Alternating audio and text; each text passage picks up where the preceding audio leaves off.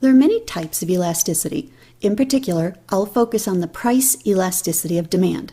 Before I get into specific discussion of elasticity, let me ask you a question. If a business wants to generate more revenue, should it raise the price of its product or lower the price of its product? I ask because I have a friend who runs a children's bookstore, and when she found out that I was an economist, she asked me this question. Well, actually, she asked if she should be giving an educator discount, but what this really meant was that she wanted to know if she should discount or lower her prices. So generally, what would you say? Should a business owner increase prices or decrease prices in order to generate more revenue? The answer, as usual, is it depends. Think about it. When your local electric company wants to raise more revenue, it will enact a rate increase. Yet, when an airline wants to quickly generate additional revenue, it will cut ticket prices. Which approach is correct? They both are. Here's the issue. If I raise my prices, I know that quantity demanded, or the willingness to purchase on the part of my consumers, will drop. That's just the law of demand. But what the law of demand doesn't tell me is how much the quantity demanded will drop. When I raise my price, will my customers be very sensitive to the price increase, cutting back a lot on their purchases? This would be bad for me because I'd lose a lot of revenue. But if I raise my price and my customers only buy a little bit less, not reacting too much to the price increase, this is good. I'd see increased overall revenue. So the crucial issue here is to find out how sensitive my customers will be to a price change. Elasticity is a measure of sensitivity or responsiveness to price. In equation form, the elasticity of demand, or ED, is equal to the percentage change in quantity demanded over the percentage change in price. Because demand exhibits an inverse or negative relationship, elasticity of demand will be a negative number.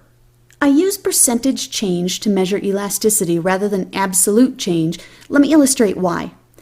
If I tell you that product price has gone up by $1, this would be the absolute change. Is this a big change or a small change? It depends. What's the product? More to the point, what was the original price? Okay, look, say we're talking about a pack of gum. Originally the price was $1, now it's $2. This represents an absolute change of $1, but is it a big change or a small change? It's actually a pretty big change. Price doubled or increased by 100%. What if we're talking about a textbook rather than a pack of gum? Originally, the price was $100. Now it's $101. This is still an absolute change of $1, but is it a big change or a small change? In this case, it's a small change. Price has increased by 1%. Bottom line is that we need to know not only the dollar amount of the price change, but also how this compares to where we started. Now, technically, the formula for elasticity of demand is the percentage change in the quantity demanded over the percentage change in price, which can be found by taking the ratio of the difference between the new and the old quantities over the average of the new and the old quantities all over the ratio of the difference between the new and the old price over the average of the new and the old prices. Frankly, I've found that if I use this version of the elasticity formula, students' eyes glaze over. People get so hung up on the math that they lose sight of the intuition and what elasticity means. So I'll be sticking to the slightly easier form and will frame my questions for you accordingly. How would you actually use this formula? Take a look at this article about the Clinton administration's proposed cigarette tax policy. If you look at the last paragraph, you'll find enough information to determine the elasticity of demand for youth smoking. Remember, elasticity of demand is the percentage change in quantity demanded over the percentage change in price. The article states that for every 10% increase in price, there's a 7% decrease in youth smoking. This means that elasticity of demand, according to the formula, is minus 7% over plus 10%, or a negative 0.7. Okay, now what do I do? I know that the elasticity of demand for youth smoking is minus 0.7, but what does it mean? The critical component to look at when dealing with elasticity of demand is the magnitude. How big is this number? The bigger the number, the more people respond to the price. The smaller the number, the less people respond to price. The fact that the number is negative only signifies that demand is a negative or inverse relationship between price and quantity demanded. Since I care about the size of the elasticity number rather than the sign, let's make things easier and just look at the absolute value, or the size only, of elasticity of demand. In this example, the absolute value of the elasticity of demand is 0.7. Again, what does this number really mean, and what does it tell us? Ultimately, the key value where elasticity is concerned is 1. In the case of youth demand for cigarettes, the size of the elasticity figure is less than 1. Since elasticity of demand equals the percentage change in quantity demanded over the percentage change in price, this means that the absolute value of this ratio is less than 1. It follows then, in order for this ratio to be less than 1, it must be the case that the size of the price change is greater than the size of the quantity change. What this tells me is that it takes a relatively large price change to initiate a relatively small quantity demanded reaction.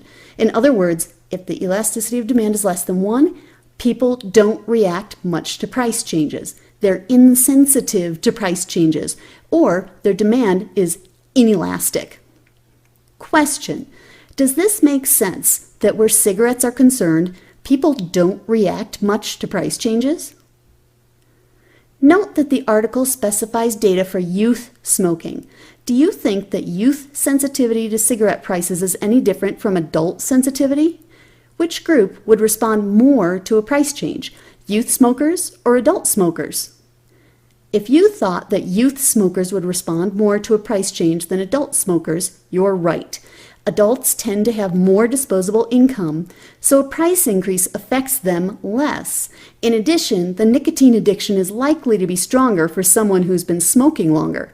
This means that the size of elasticity for adults will be even smaller than the magnitude of the elasticity of demand for youth smokers, indicating a smaller reaction to any price change. One last question for you regarding inelastic demand. If the absolute value of the elasticity of demand is less than 1, that is, people don't respond much to a price change, would you raise your price or lower your price to generate more revenue? Well, the demand for electricity is inelastic. When the price changes, people tend to purchase about the same amount of electricity. We don't like the rate increases, but other than trying to conserve a bit here or there, we continue to consume the electricity. This means that the electric company could raise prices quite a bit and not see very much decrease in the quantity demanded. As a result, total revenue, price per unit times the number of units sold, will increase overall. What if the absolute value of the elasticity had been greater than 1? That would mean that the absolute value of the percent change in quantity demanded over the percent change in price is greater than 1, which could only be true if the size of the quantity change is greater than the size of the price change. So having a value of the elasticity that's greater than 1 indicates a relatively large quantity demanded reaction to a relatively small price change, or demand is elastic. Question: if it's a case that demand is elastic, would you raise your price or lower your price in order to generate more revenue? Answer: well, demand for airline tickets is fairly elastic, meaning that customers react a lot to fairly small price changes. So by decreasing prices a little bit, the airlines will see a relatively large increase in quantity demanded, or ticket sales. Overall, this would yield greater total revenue. Is it possible for elasticity of demand to be equal to 1? Technically it is. If so, the size of the quantity change is going to be equal to the size of the price change. The changes exactly offset one another. That is, a 10% increase in price results in a 10% decrease in quantity demanded, and there would be no change in total revenue. Next time, characteristics that determine elasticity of demand.